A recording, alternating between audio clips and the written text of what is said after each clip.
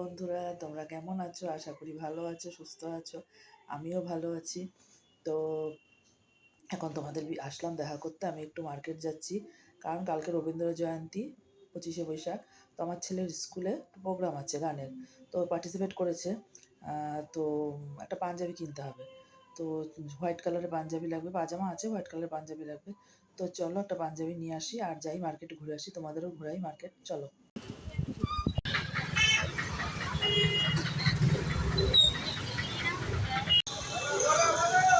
দেখুন, আমরা মার্কেটে চলে আসছি। দেখুন এখানে কি সুন্দর একটা মায়ের মন্দির মার্কেটে। মায়ের মুখটা কি সুন্দর, বা দর্শন করুন। দেখুন এখানে গণেশের মূর্তি কি সুন্দর।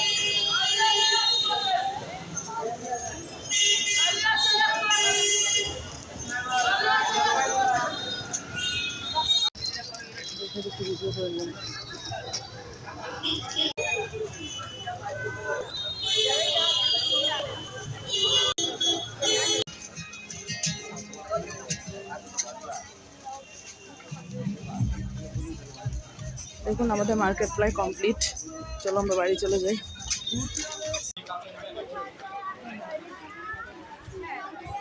দেখুন বন্ধুরা, কত দোকানপাট বসেছে চারিদিকে।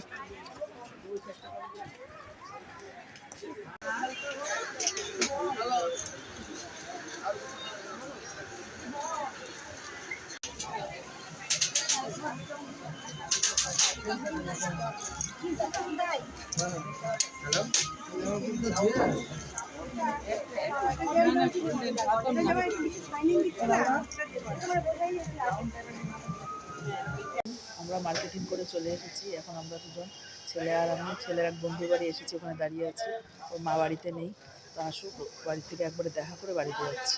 তো বন্ধুরা, অনেকক্ষণ পরে আসলাম তোমাদের সঙ্গে দেখা করতে। আমি এসেছি অনেকক্ষণ, এসে রান্না টান্না করতে হলো, রাতে খাওয়া দাওয়া। তো দেখাই মার্কেট থেকে আমি কি এনেছি, দেখো তোমাদের দেখাচ্ছি। দেখো, ছেলের জন্য একটা হোয়াইট পাঞ্জাবি এনেছি, বললামই কালকে লাগবে, 25শে বৈশাখ উপলক্ষে ওর পারফরমেন্স আছে।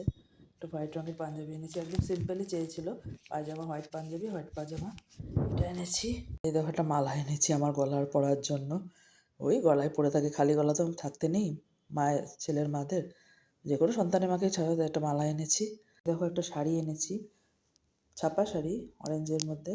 আমার যেহেতু মঙ্গলচণ্ডী পুজো শেষ, এই মঙ্গলবারে উদযাপন, তো মায়ের জন্য একটা শাড়ি প্রতিবারই দিই, এবার একটা শাড়ি দেবো, শাড়িটা এনেছি।